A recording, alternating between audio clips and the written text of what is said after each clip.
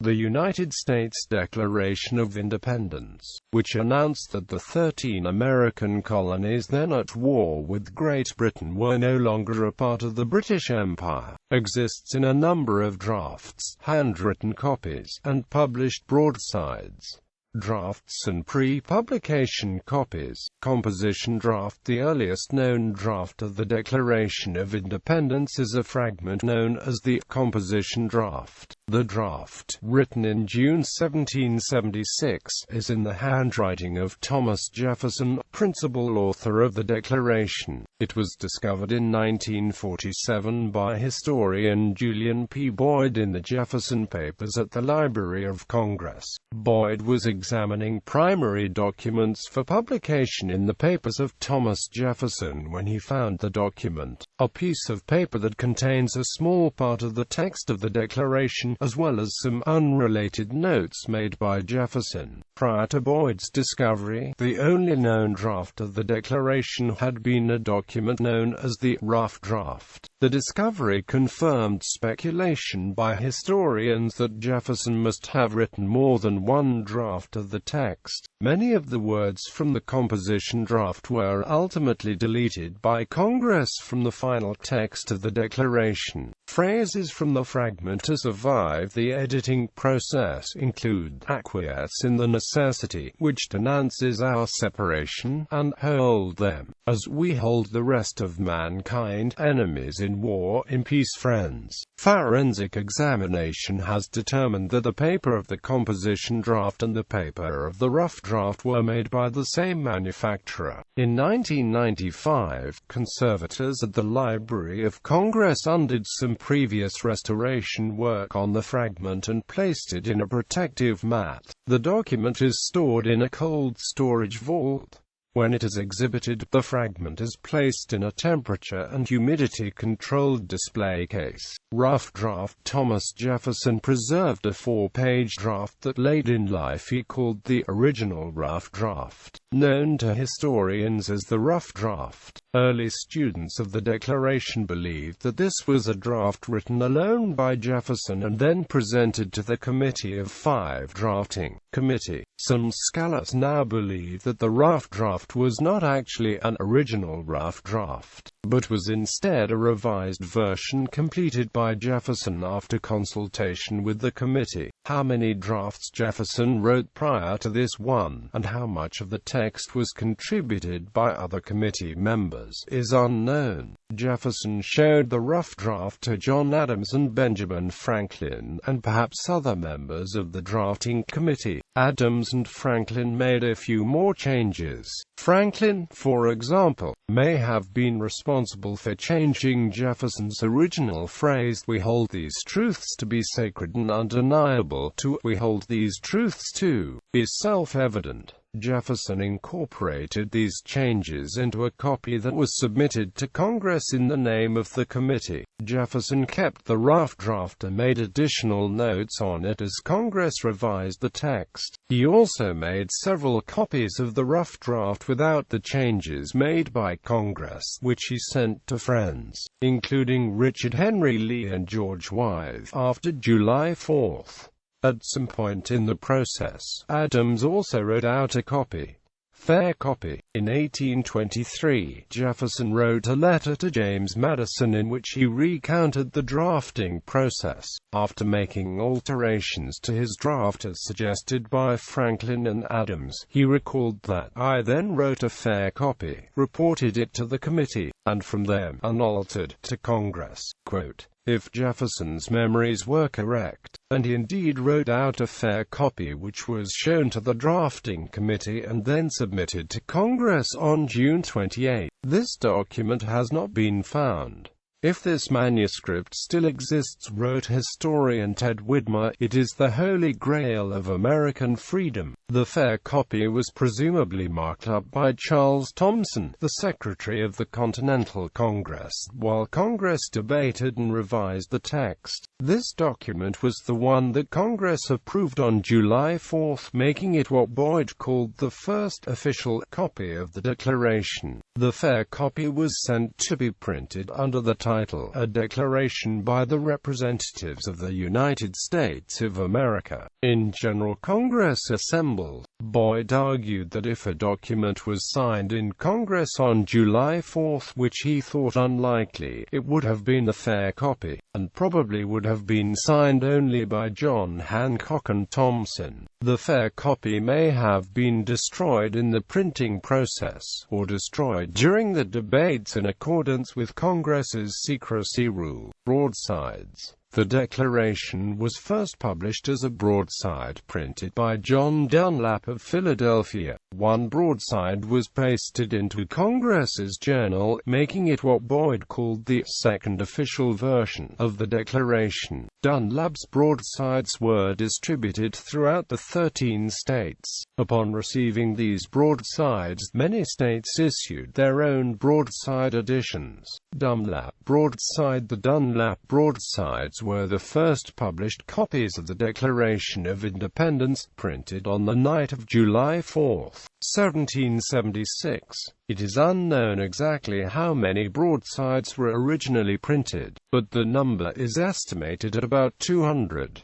John Hancock's eventually famous signature was not on this document, but his name appeared in large type under "Signed by order and in behalf of the Congress," with Secretary Charles Thomson listed as a witness. On July 4, 1776, Congress ordered the same committee charged with writing the document to superintend and correct the press, that is, supervise the printing. Dunlap, an Irish immigrant then 29 years old, was tasked with the job. He apparently spent much of the night of July 4 setting type, correcting it, and running off the broadside sheets. There is evidence it was done quickly, and in excitement, watermarks are reversed. Some copies look as if they were folded before the ink could dry, and bits of punctuation move around from one copy to another. According to Ted Widmer, author of Ark of the Liberties, America and the World, it is romantic to think that Benjamin Franklin, the greatest printer of his day, was there in Dunlap's shop to supervise, and that Jefferson, the novice author, was also close at hand. John Adams later read that "we were all in haste." The Dunlap broadsides were sent across the colonies over the next 2 days, including to Commander-in-Chief of the Continental Army, George Washington, who directed that the Declaration be read to the troops.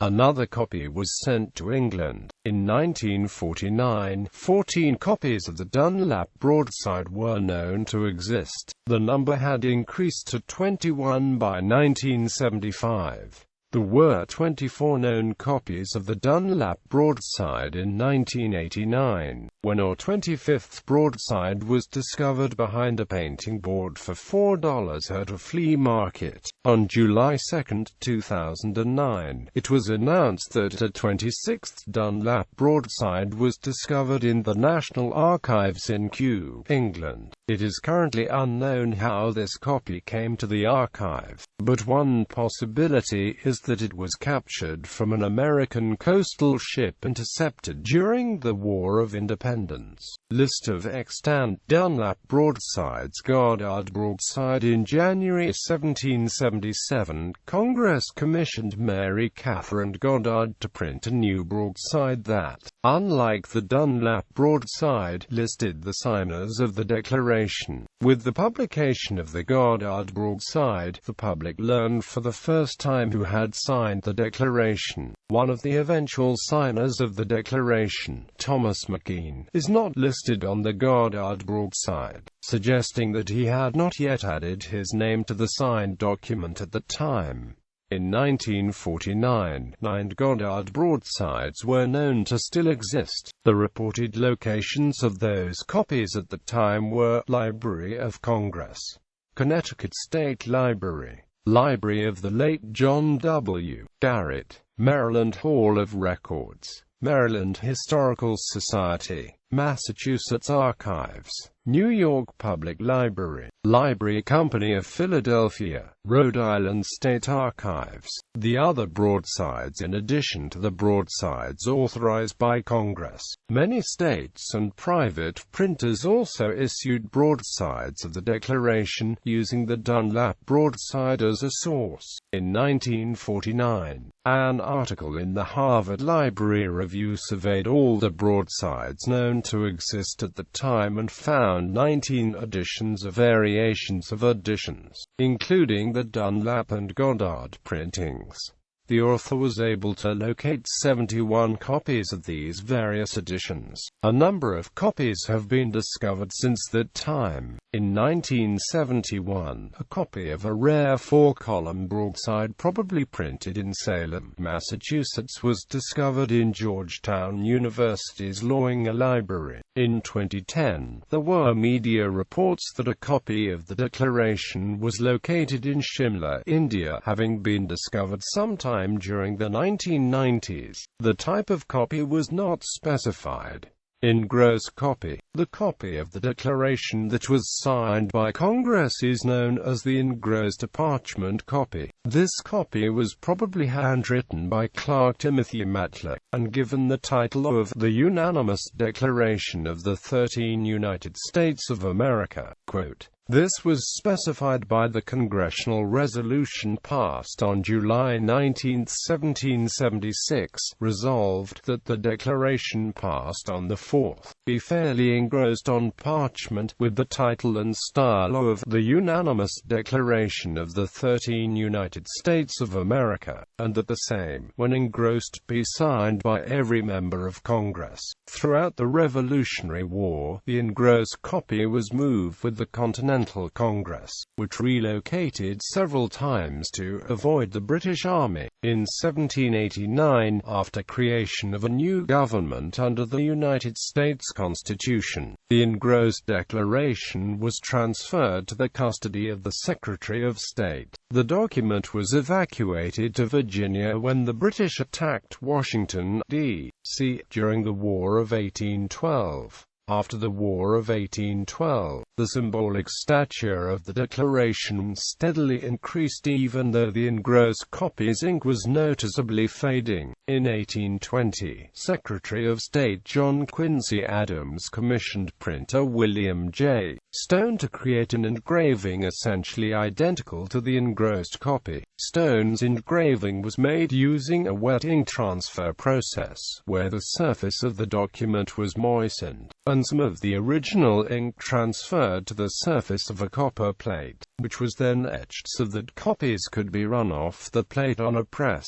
When Stone finished his engraving in 1823, Congress ordered 200 copies to be printed on parchment. Because of poor conservation of the engrossed copy through the 19th century, Stone's engraving, rather than the original, has become the basis of most modern reproductions. From 1841 to 1876, the engrossed copy was publicly displayed on a wall opposite a large window at the Patent Office building in Washington, D.C. Exposed to sunlight and variable temperature and humidity, the document faded badly. In 1876, it was sent to Independence Hall in Philadelphia for exhibit during the Centennial Exposition, which was held in honor of the Declaration's 100th anniversary, and then returned to Washington the next year. In 1892, preparations were made for the engrossed copy to be exhibited at the World's Columbian Exposition in Chicago, but the poor condition of the document led to the cancellation of those plans and the removal of the document from public exhibition. The document was sealed between two plates of glass and placed in storage. For nearly 30 years, it was exhibited only on rare occasions at the discretion of the Secretary of State. In 1921, custody of the Declaration, along with the United States Constitution, was transferred from the State Department to the Library of Congress.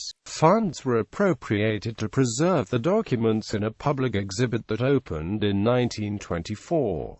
After the Japanese attack on Pearl Harbor in 1941, The documents were moved for safekeeping to the United States Bullion Depository at Fort Knox in Kentucky, where they were kept until 1944. For many years, officials at the National Archives believed that they, rather than the Library of Congress, should have custody of the Declaration and the Constitution. The transfer finally took place in 1952, and the documents, along with the Bill of Rights, are now on permanent display at the National Archives in the Rotunda for the Charters of Freedom. Quote, although encased in helium, by the early 1980s the documents were threatened by further deterioration. In 2001, using the latest in preservation technology, conservators treated the documents and re-encased them in encasements made of titanium and aluminum, filled with inert argon gas.